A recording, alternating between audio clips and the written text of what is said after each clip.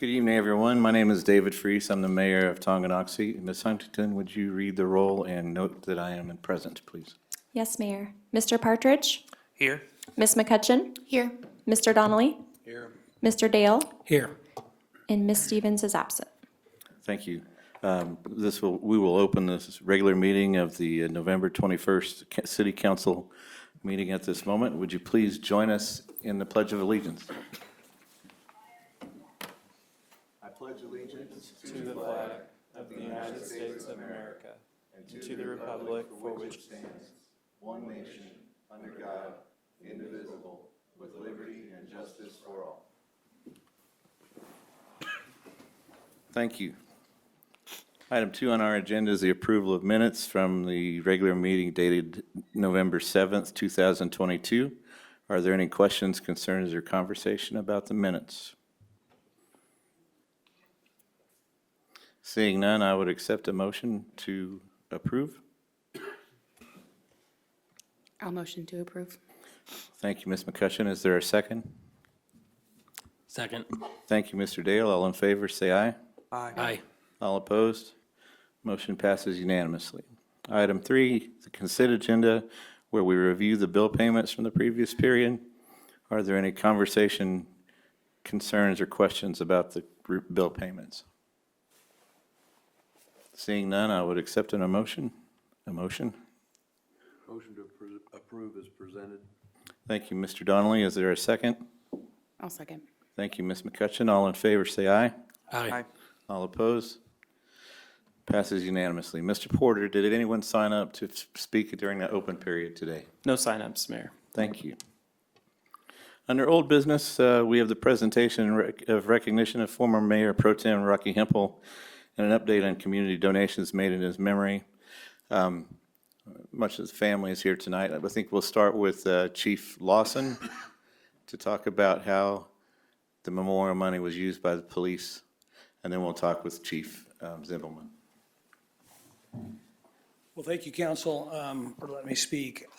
What we did is first of all, we just wanted to thank the Hempel family for the gracious gift of putting the memoriam for public safety at Rocky's funeral. I'll just take 30 seconds here, and then I'll go into the thing you asked, Mayor. When I was appointed police chief here back, in 2018, Rocky really made an outward attempt at every turn to come in and say hello and make me feel welcome, and really was plugged into the ins and outs of what the police department was doing. And I was just so really impressed with the way he read material and really kind of knew the answer to the question before he even asked it. So it was really a great gift when when the family basically said that they would like the memoriam to be for public safety, for fire and police. And so what we've done with that money is we have purchased a bunch of community outreach materials for the kids at the grade school and the high school. We purchased those materials and we're able to hand them out to the children and kind of be able to interact and do a lot of community outreach stuff with them at the schools, with not only the SRO, but when the officers go to visit. And so my staff, I can tell you, is very appreciative of that, and the money's went to good use. And I just wanted to thank the Hempel family again for loaning us Rocky on a weekly basis, and probably much more than weekly. There was a lot more time that he spent with us, and I can tell you, since he's been gone, we've missed him tremendously. He used to stop by the office and say hello, and this week kind of marks the year anniversary of when Rocky rode with us in the police car up at the Leavenworth County Veterans Parade. And so I was kind of reflecting on that last week, and we had a lot of laughs and talked a lot of philosophy when he was with us. So we miss him, and thank you again to the family. Thank you, Chief. Chief Zimbelman? First of all, thank you. Thank you to the Hempel family. I can't face this way. I got to talk to them too. Kind of like Greg said, when I first got here, 2 weeks into me being here, Rocky came down and said, "Hey, what do you guys need? And what do you do all day?" I thought, damn it. 2 weeks into it, he wants to know what I'm going to do all day. But I like that. Rocky came down and always asked me a lot of good questions. But a lot of times he also had the answer, and I didn't know it. So he'd like to make sure that I was on the same page he was, and a lot of times I appreciated that. Because I came from KCK, Chief Lawson came from KCK. There, we had to do a lot of things on our own on the fly and didn't have a lot of support from council and things like that like we have in this community. And Rocky was always a huge advocate for us, and I appreciate that every day. These right over here, if you can see these signs over here, part of the memorial money we used to put those up. There's some little plaques that go on the bottom. They go in the front of our fire station.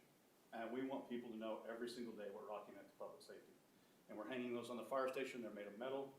They're powder coated. They'll be there for as long as we're there. The other part of that we're doing is we're building a training simulator that we're kind of doing with PD. Part of the lighting grant money, we're putting a pad in, and part of that is going to be on behalf of Rocky also. So it'll be in concrete and steel. I can't think of two better things because he was always there for us. He was there through us all the time, as you all are. So we appreciate that. Thank you. Thank you, Chief. At this time, I'd like to read into the record a proclamation paying tribute to Arthur W. Rocky Hempel for his lifetime of public service and service to the city of Tonganoxie, Kansas. We'll take this in parts, council, and we'll start with Jake. If you can read 2, and then we'll move on to the next person. Whereas Arthur W. Rocky Hempel was raised in the city of Tonganoxie and was a 1970 graduate of Tonganoxie High School. Whereas Arthur W. Rocky Hempel was elected to serve on the city council in the city of Oskaloosa from 1992 to 1997, and the position of mayor of the city of Oskaloosa from 1997 to 1999. Whereas Arthur W. Rocky Hempel was appointed in 2019 to the position of Planning Commissioner for the Leavenworth County Planning and Zoning Board and served faithfully aiding the growth and increased public benefit of the entirety of Leavenworth County. Whereas Arthur W. Rocky Hempel, having been elected in 2017 and re-elected in 2021 to serve on the City Council of Tonganoxie, served a total of 5 years in that capacity and faithfully served as Mayor Pro Tem while a member of the City Council of Tonganoxie. Whereas Arthur W. Rocky Hempel aided in the growth of the city with the addition by annexation of property and the approval of plans for new subdivisions and businesses. Whereas Arthur W. Rocky Hempel played an integral part in the City Council, approving a development agreement with the Hills Pet Nutrition for construction of a pet nutrition manufacturing facility in the Tonganoxie Business Park, which was and continues to be the largest private capital investment in the history of Leavenworth County. Whereas Arthur W. Rocky Hempel contributed to the completion and initiation of major community projects, such as the construction of a new public library, installation of an interceptor sanitary sewer to the Tonganoxie Business Park, construction of a looped water line to the Tonganoxie Business Park, emergency replacement of a sanitary sewer aerial crossing, reconstruction of Church Street Bridge, construction of the new business park elevated water tower, many new sidewalks, and other infrastructure improvements. Whereas Arthur W. Rocky Hempel also volunteered and provided leadership as member of many civic groups, committees, and events, such as the Mayor's Christmas Tree Lighting Event, Tonganoxie Days, and the Veterans Day Parade in Leavenworth. And whereas Arthur W. Rocky Hempel, during his tenure as City Council member and Mayor Pro Tem, served with obvious dedication and distinction, his ability to analyze complex situations and foresee the future needs of the city greatly aided city staff, the mayor, and the governing body in the execution of his duties and enabled the community to continue to grow and prosper. And I'll let you finish it, Mr. Mayor. Now, therefore, be it resolved that the City Council of the City of Tonganoxie, Kansas, by this proclamation, expresses the sincere appreciation and genuine gratitude to Arthur W. Rocky Hempel for the lifetime of service he has rendered to the city of Tonganoxie and other communities in which he resided. In testimony thereof, I have hereunto set my hand and caused the seal of the city of Tonganoxie to be affixed to this first day of August 2022, which was the day we passed this. I miss him every day, guys. And I know that you feel it much harder than we do. We'd like to give you this framed version of this plaque and also his nameplate, which has Mayor Pro Tem on it. If you join me up at the front here.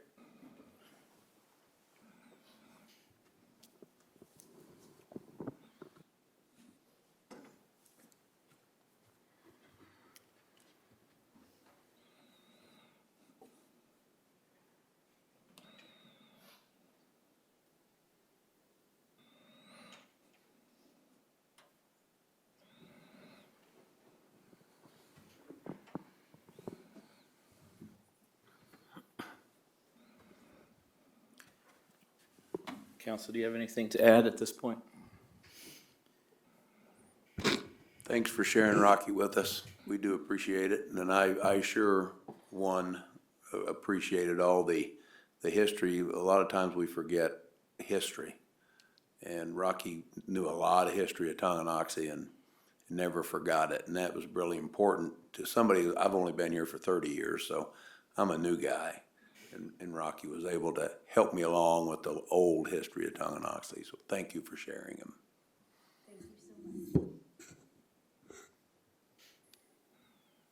Okay, thank you very much, family. Moving on to new business. Consider acceptance of the 2022 Lighting Grant Award of the Tonganoxie Fire Department and authorization to expand grant proceeds.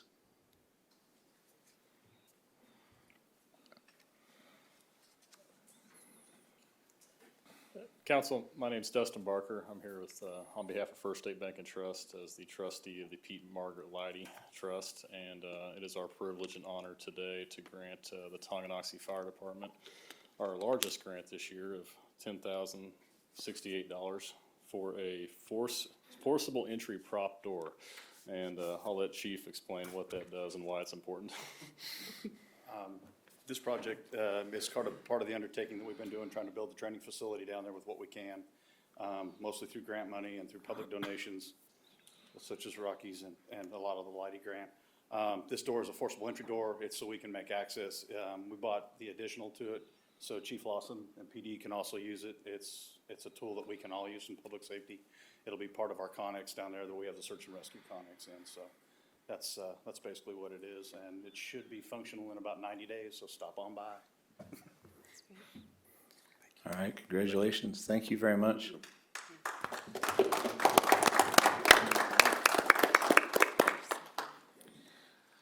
Item B is consider the acceptance of the 2022 Lighting Grant Award for the Tonganoxie Police Department and authorization to expend grant proceeds and city matching funds. Chief?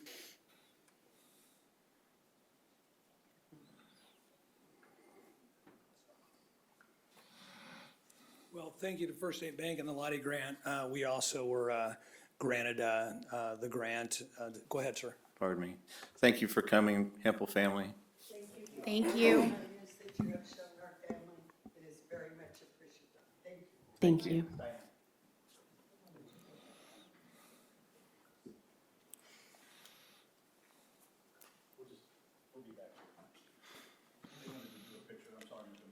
Sure, we can take a timeout.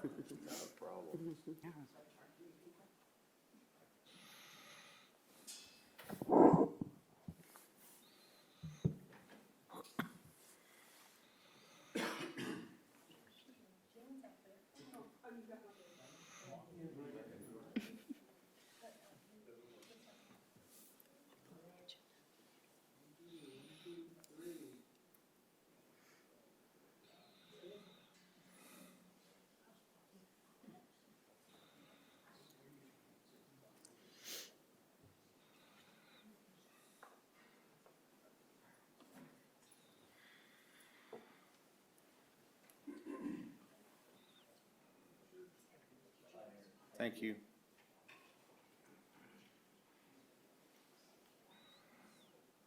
Sorry about that, thank you.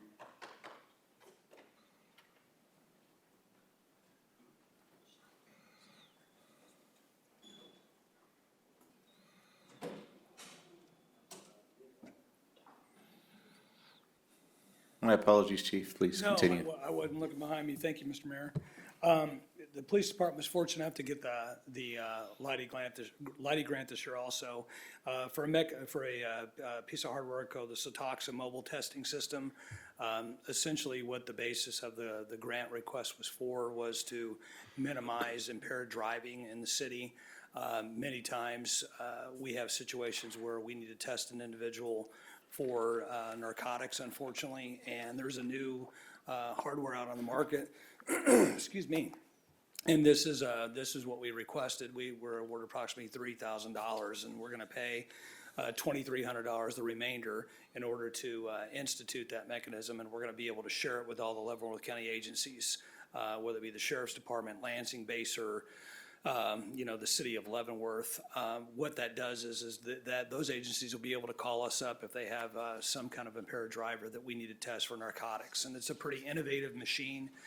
You basically take a saliva sample and it indicates if a person is driving under the influence of narcotics. And so with a PBT, a preliminary breath test, and an toxilizer, you're able to measure for alcohol. Very frequently, we have those kind of instances when we're doing step grant enforcement.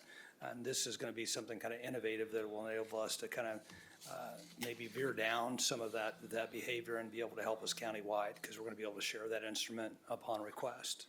So I can take any questions, but I just wanted to say thank you to First State Bank, and the Leidy Grant Committee was very generous, so. Any questions, council?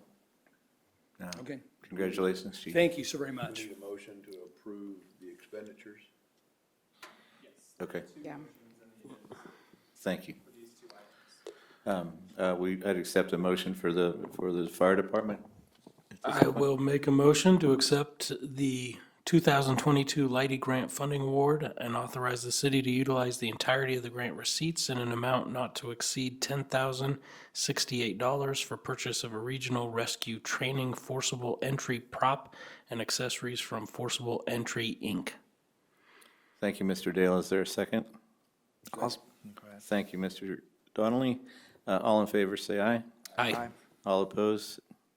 Motion passes unanimously. Now I would consider a motion for the police department. I will make a motion to accept the 2022 Leidy Grant Funding Award and authorize the city to utilize a combination of the entirety of the grant receipts in an amount not to exceed $3,900 and Police Department General Fund Budget Authority in an amount not to exceed $2,300 for purchase of the Tonganoxie mobile test system and accessories from Intoximeters, Inc. Thank you, Ms. McCutcheon. Is there a second? I'll second. Thank you, Ms. Stevens. All in favor, say aye. Aye. All opposed? Thank you, and thank you, Mr. Donnelly, for keeping me on track there.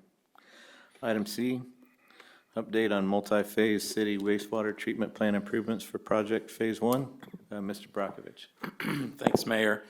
We've got Brian Kingsley and Nathaniel Monaco here this evening with BG Consultants, and in a minute I'll ask Nathaniel to come up and go through a presentation that highlights what we believe the task that the council gave to city staff, and in terms of preparing documents for how we move forward. So, having said that, going back to early spring CMIP discussions, budget workshops, we ran the gamut on wastewater treatment, including what our county commissioner described at a county commission meeting as a really interesting 3-minute video of how wastewater treatment plants work. So I won't regurgitate all of that information. But I will say in 2 broad categories, and I'm sure Nathaniel can correct my technical deficiencies here. When we look at a wastewater treatment plant, we look at 2 broad areas. The volume of items coming into the plant, and then how we treat or deal with the nutrient side. And so that's really the focus when we looked at scoping out required improvements needed at our existing plant. The other factor that comes in are timeline and cost. So from a timeline perspective, there's kind of at least 2 tracks here that run somewhat parallel. One is based on the recent economic development activity that we've had in the community that spurs a need for increased capacity at the wastewater treatment plant. And kind of on the back side of that are regulatory changes that come through KDHE. The city is a recipient of a 5-year permit from KDHE.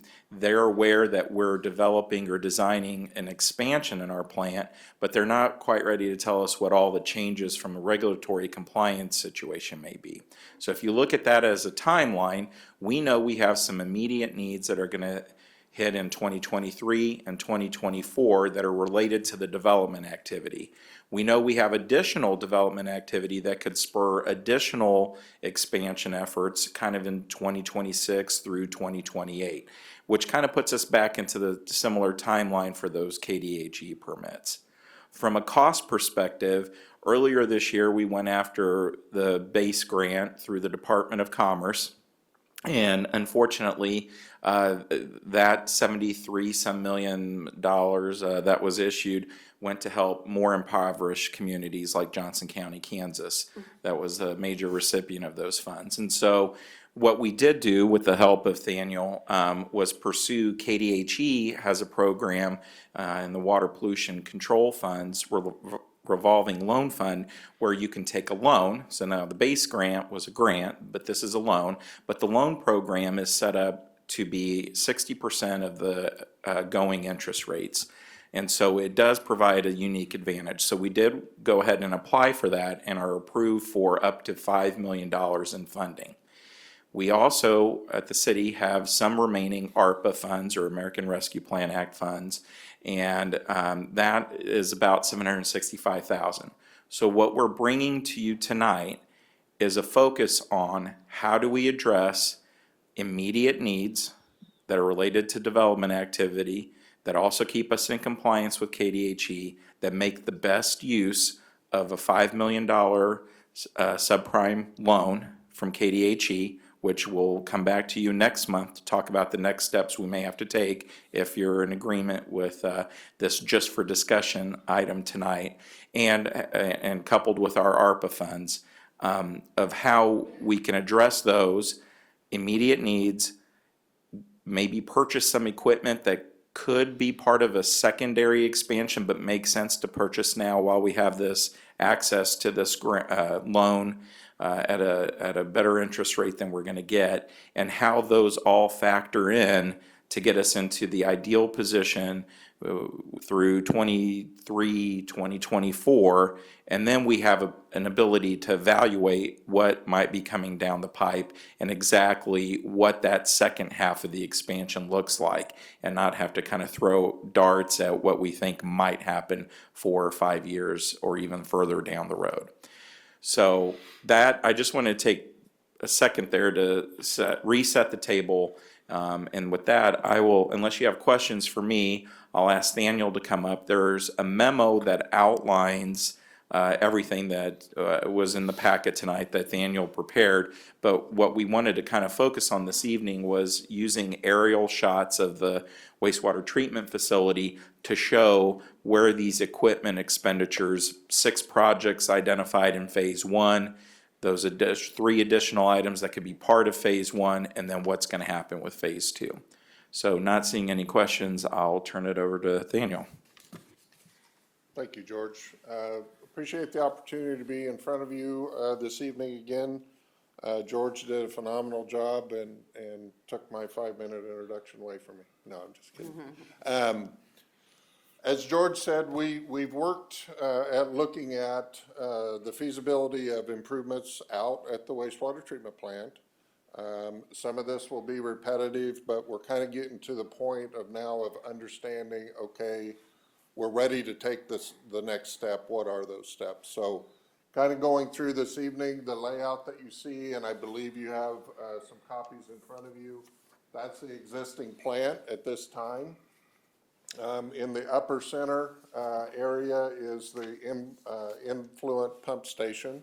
All the wastewater of the city comes to that point, is pumped into that building that has some screening mechanisms. It goes through a grit collector after that. That takes out what we would try to say is mostly inorganic components, plastics, sands, gravels, those types of things. The things we really don't want to have in the wastewater treatment facility itself. It then primarily goes into the large rectangle shape hydraulic basin. That's the main process unit. And then at that point, what we create is a separation of water and sludge. To be simple, the water will continue through that process and go into the two circular clarifiers below it. The sludge or the solids is taken and rerouted back to the larger facility north of that. That's the digester. That in and of itself, other than at the very end after the clarifiers, it goes through a UV disinfection. Your plant is set up very well for your permit. What we are looking, as George has stated, is with current development, the hydraulic, or i.e. the water portion, is going to be pushed in the limit of what that current facility can handle effectively, okay, on a long-term basis. And as you increase those flows, you're also going to increase the solid portion that will be removed as well, okay? So kind of taking a quick step back, George had pointed this out, but what we're really looking at is, you know, the Hills development component that's currently being processed with the city. They're going to start bringing lines on for their facility starting next year. And as you can see at the very beginning, there's kind of a 4-stage process. They're projecting for future expansion up to 4 lines.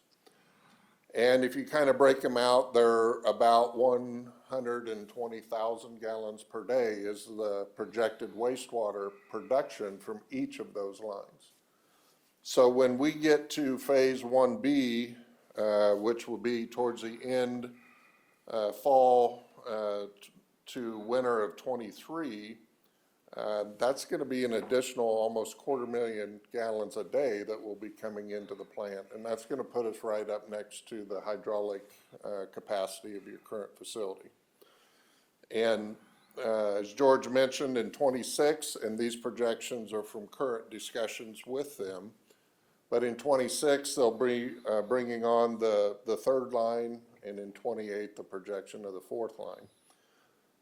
So they're going to be ultimately bringing in almost 500,000 gallons a day into the facility.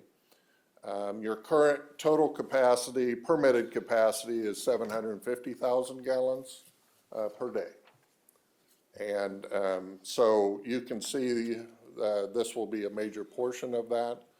So when we look at phasing, would be the next slide. What we're looking at are, we've kind of had these discussions before, but this was the original phase 1 that we've looked at. The large blue area would be an expansion of the process, and that will be the major workhorse of the treatment facility. And I have to apologize, I am colorblind, so if I say a wrong color, hopefully we'll get that worked out. On the top left is the red, that's the SCADA portion. The top right, I believe, is orange. That will upgrade the existing in-plant pumps where all the wastewater, so that's how everything gets into the facility. The magenta, I guess, circular, that's the current digester, and we will be looking at enhancing that treatment capacity with a newer technology, a more efficient technology, as opposed to what's currently there now. And then at the bottom, that will be they're not expansive right now, but there'll be some improvements done at the existing UV. Those are the major components. There's the 6th project is the all-encompassing. There'll be piping, there'll be electrical, there'll be site work, all those things that will be encompassed with that. So that was what we kind of came up with originally, and that project in and of itself is approaching with construction and soft costs and associated contingencies is approaching about $5 million for a project. What we have talked about since then is, as George had mentioned, your ARPA funding, that could be utilized either within that 5 million, or it could be utilized as a separate component to pay a portion of those soft costs that are associated with the project. And what that may allow you to do as a community is to look at maybe some additional enhancements within the facility that would kind of do two things. One, as George said, it kind of gives you a leg up, if you will, of looking at particular items that might be cheaper to do now as part of a larger project. And the second is realistically, some of these projects would make the plant more efficient in and of itself, and also provided some needed redundancies, okay? So if you go to the next slide. What we looked at there, the top one, Project A, what we're looking there is currently within your headworks facility, you have one screen. So all the wastewater comes in, the pumps pump it up into a screening mechanism. You have only one screen. So if that screen goes down, it's 20 years old, it's still working well, it's well maintained, it operates well. The capacity of it is set for what the current plant is. But that second screen, looking at that may provide you a redundancy and kind of a step process of sooner or later that screen, it's an aggressive environment, it's mechanical, it could have a failure. So that would be one of the, quote, potential additional projects that we might look at, okay? The lower left, item B, that would be to add a second return activated sludge pump. Right now you only have one, and that is another critical component. That takes the sludge off of the clarifiers, that's where it's separated, and that brings it back. It either wasted it into the digester or brought back in as part of the process to increase that efficiency. But right now, once again, you only have one of those. That system is set up with a fairly direct component. We can add a second one of those pretty effectively, okay? And then the final one would be the two existing clarifiers. One of the things, this is wastewater, while the plant operators always are working towards this on a clarifier, what that does is that's the final separation between the water and the sludge. And you don't want to have an adverse effect within that clarifier. One of those things that really does do that is algae buildup along the discharge weirs of those clarifiers. So what we would look at is the installation on the existing clarifiers of some covers and some components there that will help facilitate a better protection of that algae growth for that. And if you look at those costs associated, so we looked at the original project in the range of about $5 million. Of that, approximately almost 800,000 of that would be projected as soft costs in that original project. Now, what the city currently has basically covers that amount of soft costs. So the choice would be, if the city were to utilize those ARPA funds and utilize a low interest loan through the SRF program, you could look at some additional construction activities. And these would be the three identified as we kind of looked at it for one, pricing, and two, ease of installation and the increase in the efficiency and the redundancy of the plant. So kind of gone through quite a few things pretty quick. I'll stop here, see if there's any particular questions on this, and then we can kind of talk about maybe some of the additional thoughts. Council, do you have any questions?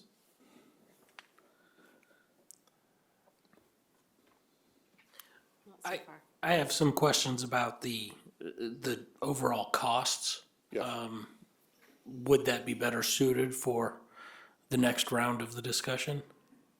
No, we could talk, we Okay. could have some discussion. So I'm curious, now, at this point, those costs are, based on your familiarity of projects of similar Yes. scope and size.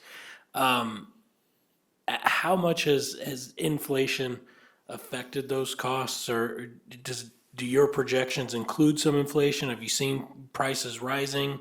We have seen some dramatic increases in pricing in certain areas. The other component that we've seen with projects like this, with everything that's going on in the world, are lead times of equipment have been extended tremendously. I will say that we've seen some of that lessening a little. It's not back to what it was before, but so yes, it does incorporate some of those components. Now, we can talk a little bit about more on the phase two, the future components. It's a little harder to project those, but we're looking at, the projections are based off of current components. We do have some contingencies built into those project scopes and costing. So is it going to be exactly that? Can't tell you that, but we feel fairly confident based off of what we've seen. I've had two larger facilities. One we're currently working on, and one was completed about 2 years ago. That I've looked at references back and forth from those in particular that I was extremely familiar with, so. Okay, thank you.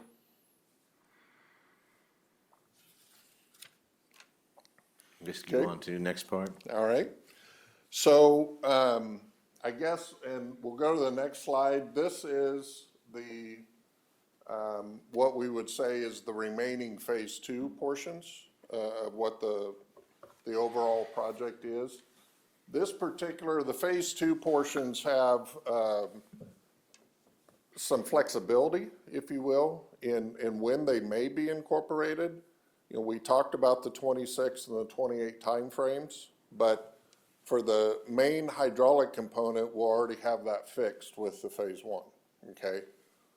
So what happens with phase two? Those are some triggers that could be a couple main triggers that might come about, and George mentioned actually both of them.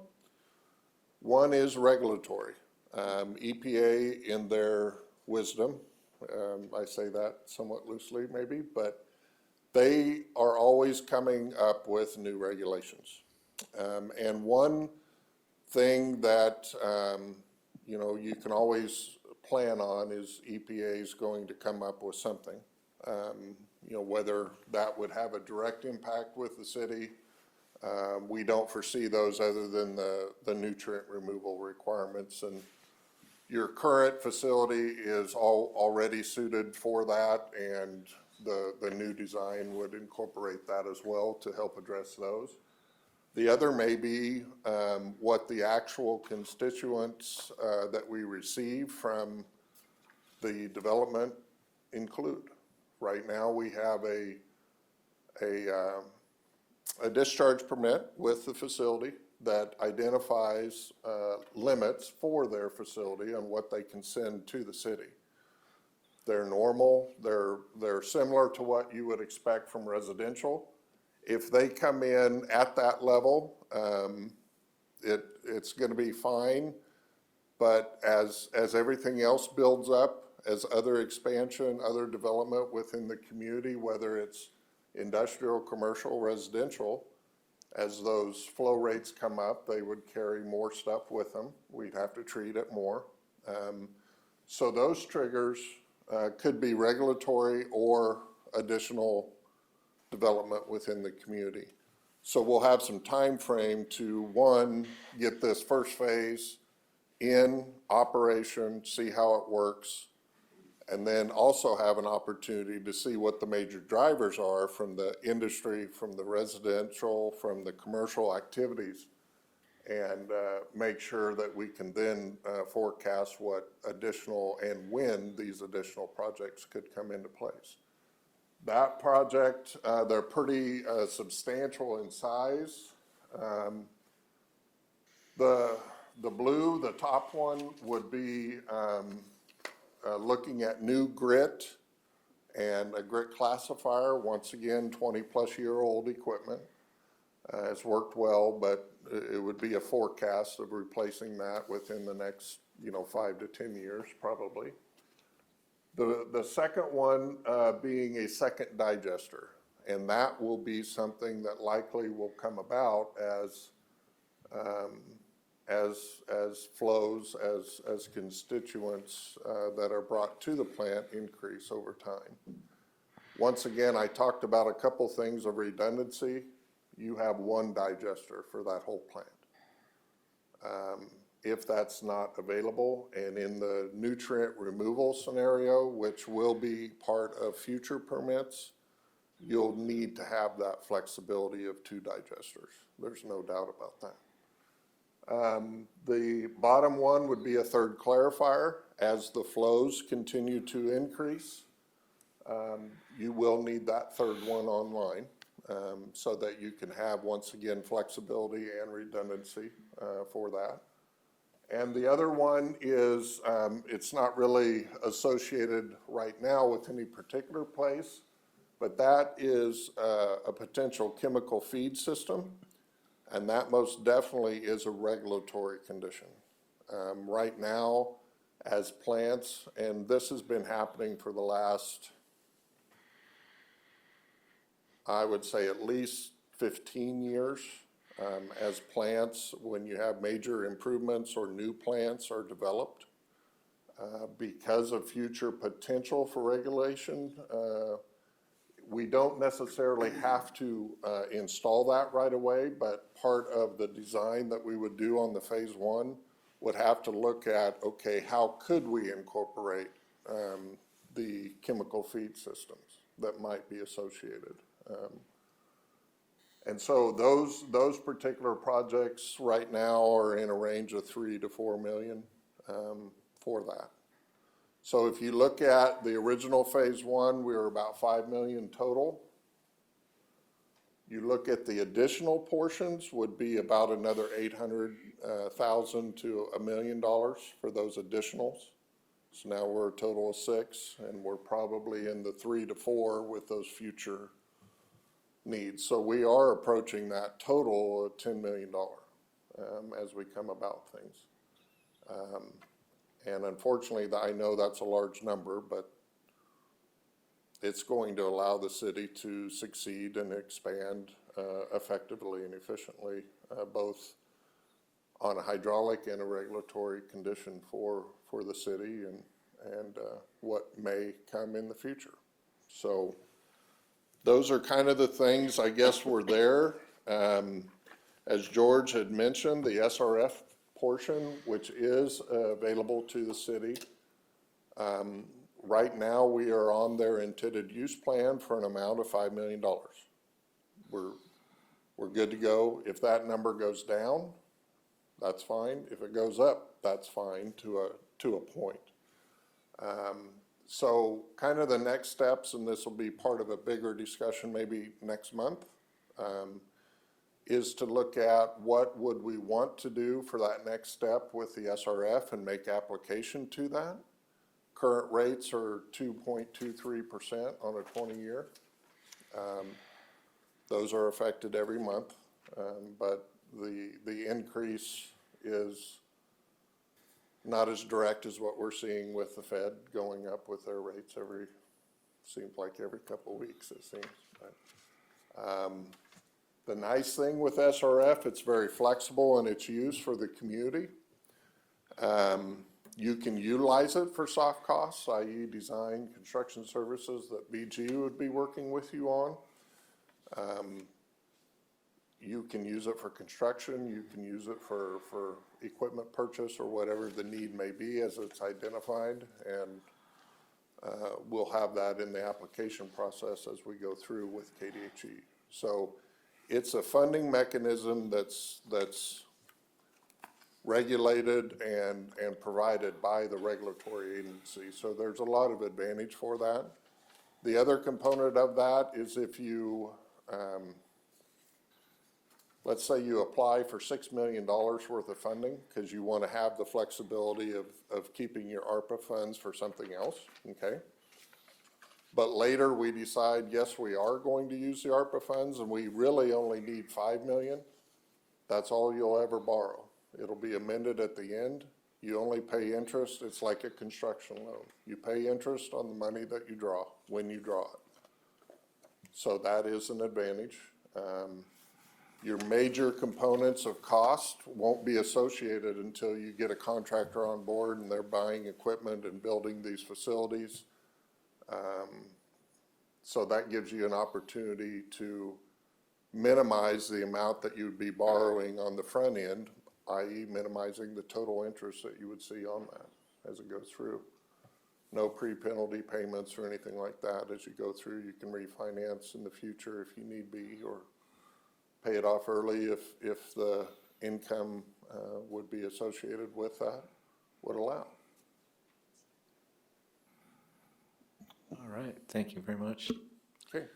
Any, council, do you have any more questions for Mr. Monaco? Thank you. No, thank you very much for explaining Okay, that. thank you. Have a great evening. You too. Mr. Brockovich? Yep, thanks, Mayor. So just a couple of quick follow-up comments, and I appreciate, I know there was a lot of heavy information, and so the finance component, why we want to come back next month, to stay on the timeline to make sure that we're good to go pursue these KDHE funds if that's what, or loan if that's what the council directs us to do. But secondarily, we had already had this conversation with the city's financial advisor because we know we're going to have to refinance the temporary note that we issued on our portion of the water tower. So that portion that's not covered by the grant, the EPA grant that we have, we'll have to do permanent financing on that. And one of those initial conversations we had, we weren't sure if we wanted to combine the water tower with whatever finance costs we might have here. Unfortunately, we can't use the KDHE funds for that, but now it seems like we have a clearer path of getting to at least $5 million loan and what we can buy. But I didn't want to lose the opportunity to say, when we're looking at doing all this, kudos to the planning and the original development of this wastewater treatment plant. It was always intended to easily double the capacity from 750,000 to 1.5 million gallons. And so when you're looking at color-coded dots, which by the way, that was great, Daniel, I'm sorry, I didn't know you were colorblind. So I think you identified most things correctly, although I'm still looking for the red dot you saw. But that gives us a chance to stack this appropriately without having to go buy additional land or easements or anything like that. And although $10 million is a significant investment, if you're looking at doing this, this will position Tonganoxie to grow for the next 20 plus years. Even if there is another Hills type development that is a big user. But also, since we're, in a public meeting, even Hills with the 2 first lines coming up, they would push us to our current maximum capacity. So what red flags KDHE, and correct me if I'm wrong, Daniel, is whenever you get to 15% or less remaining capacity, they want to see you putting a plan together. And so we've been already working with them, even though they had issued us our current 5-year permit, they being KDHE, they're aware of the design work that we've started and will continue to do. And so none of this is going to be a surprise. We don't expect any negative pushback from KDHE. And I think, I hope you feel comfortable that we've identified a clear path forward and the funding sources to make that happen and, make those necessary improvements by 2024. So, but we'd be happy to answer any other questions, and not to be outdone tonight, we will be back probably at the December 19th meeting, I think, to talk about all those other options, including the water tower. No action is required tonight, correct? Correct. Council, do you have any questions for Mr. Brakovich?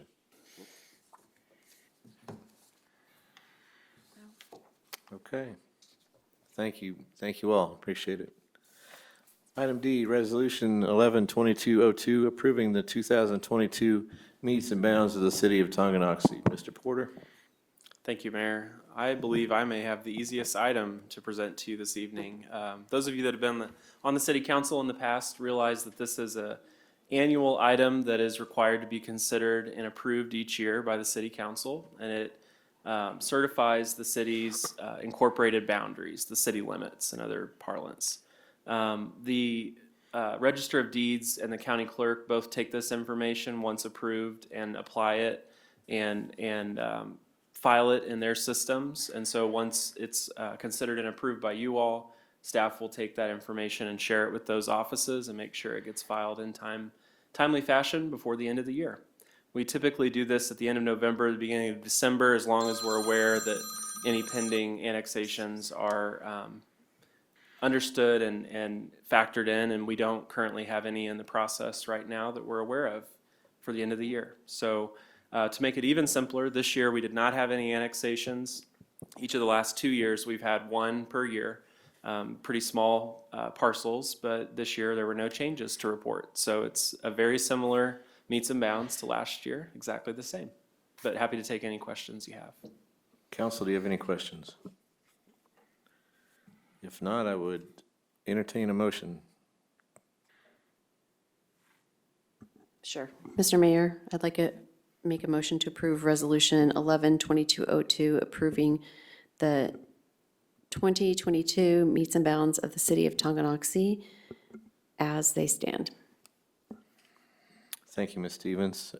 Is there a second? Second. Thank you, Mr. Donnelly. All in favor, say aye. Aye. All opposed? Passes unanimously.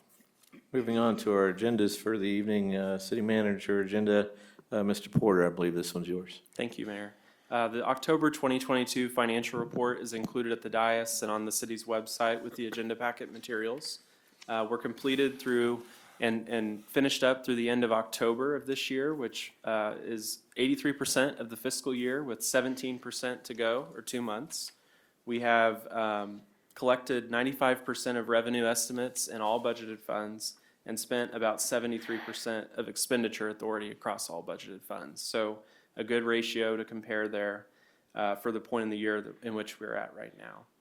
We have completed all our debt service payments, which were just under $1.5 million this year at $1.48 million, and those have all been paid on time and in full as planned.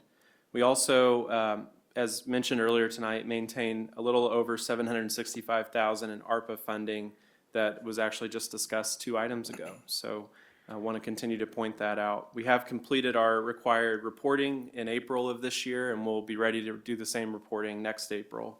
And potentially in the future if it's still needed. We don't anticipate right now needing to advance any budget amendments and any budgeted funds through the end of this fiscal year. You'll see the list on the executive summary page of the 4 funds that we have adopted mid-year budget amendments, and so far those have met their goals and intentions, and we still maintain a healthy amount of margin between authorized expenditure levels and actual expenditure levels and encumbrances to date. Any questions on the executive summary? Okay. So the next 2 pages of the report show in a graphical sense the major fund revenues, major fund expenditures for the city's general water operations, sewer operations, special highway, debt bond and interest funds. You can see that major fund expenditures are tightest in the debt bond and interest fund. And again, that's because we've completed all of our debt payments earlier this fall. And so there are no anticipated expenditures remaining in that fund. We do also have on the next page the same illustration for the utility and non-utility capital funds for both revenues and expenditures. And you can see in a similar sense that each of the funds do maintain a small amount of expenditure authority remaining, like mentioned earlier, I'd like to point out the police equipment fund and fire equipment fund. Those obviously were included expenditure authorizations tonight.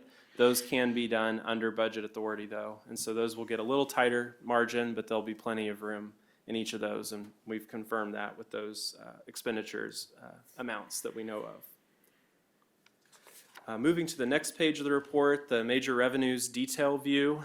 This illustration is for the general fund and the infrastructure sales tax fund, tax receipts for city sales tax, city use tax, and on the bottom graph, the capital projects fund for county sales tax and county use tax. We do continue to see trends ahead of budget. We've collected our 10th out of the 12 payments from the state for sales tax receipts. I wanted to point out also that on the city side, we're currently 13% ahead of last year on city sales tax and a little under 39% ahead of last year in city compensating use tax. That's on trend with what we've seen earlier in the year. And as we keep monitoring that for a possible slowdown, it really does look like that's close to where we'll end the year in 2 more months. So continued strong receipts on the city side. On the county side, a little less percentage change year over year with 6% growth in county sales tax that we receive a share of and 30% growth in county compensating use tax. But similar disparity of a higher percentage growth on the use tax side than on sales tax. Moving to the next page of the report, major expenditures, you can see that we currently have completed about 81% of annual budgeted planned expenditures in the general fund across all categories. One thing that we look really closely at is personal services, which are salary, wages, and benefits for our employees. It's a big part of the general fund. Through 83% of the year, we've only spent 79% of budget in those categories. Since that's our biggest cost driver, that's one we look at most closely to make sure that our budget assumptions were accurate and that we're under that percent of the year complete. So we're happy to see that we're at a good margin right now with 4% less annual budget expended than percent of the year complete through October. We also then have been tracking fuel, meaning gas and mostly meaning gas and diesel, electricity, and then natural gas and propane costs. We continue to see fuel at about 55% increased from last year across the city in all departments. And right now that's at about 133% of budget. So department budgets have realized this and obviously identified other categories in which to find savings to balance out that necessary consumption and expenditure for fuel for their lines of business. Electricity costs were at about 92% of budget, which is about 7% ahead of last year.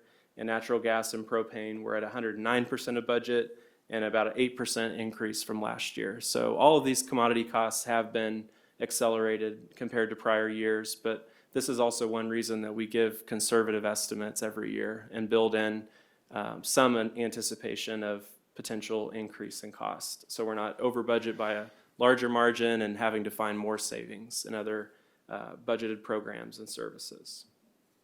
Any questions about this before we move on? Okay.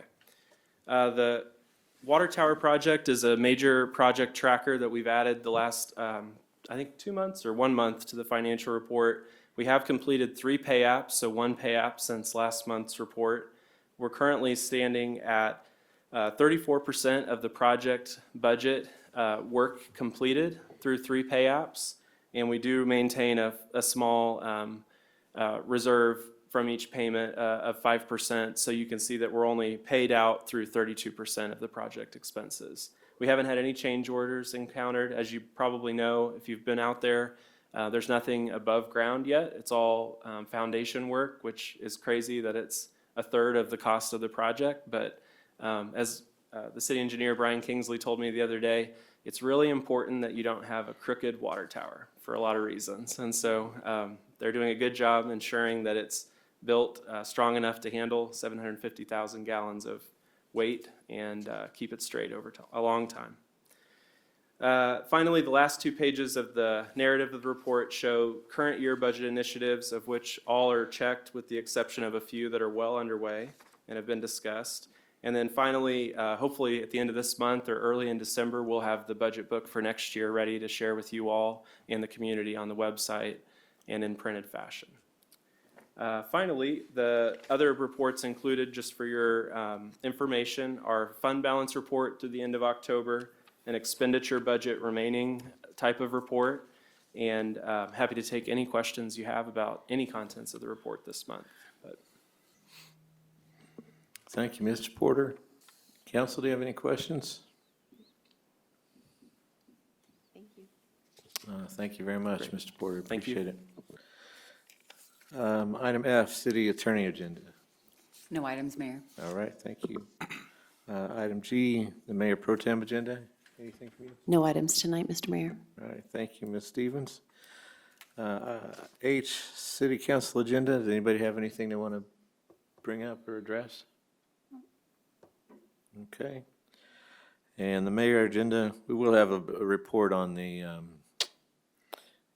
Christmas tree lighting in the next couple of weeks, but what we really need to do is go to an executive session. Mr. Donnelly, do you have that paper? Yes, Mr. Mayor, I move that the city council recess into executive session to obtain legal advice regarding potential formation of a library district pursuant to attorney-client consultation exception KSA 75-4319B2. Executive session will include the city attorney, city manager, assistant city manager, and we will resume in the city council chambers 8:16.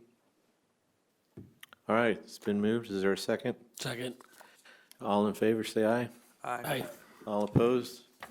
Passes unanimously. We are now in executive session.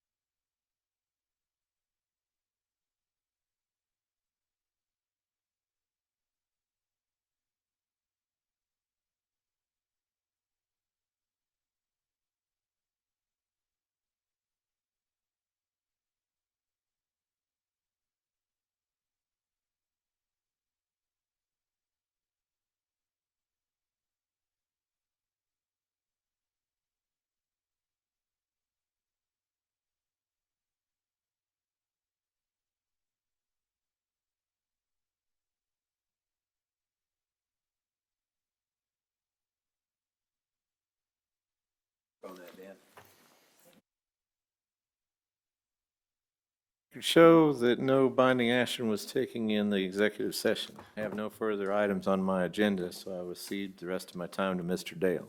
I would like to make a motion that we adjourn. Is there a second? Second. Thank you, Ms. McCutcheon. All in favor, say aye. Aye. Hey. All opposed? You do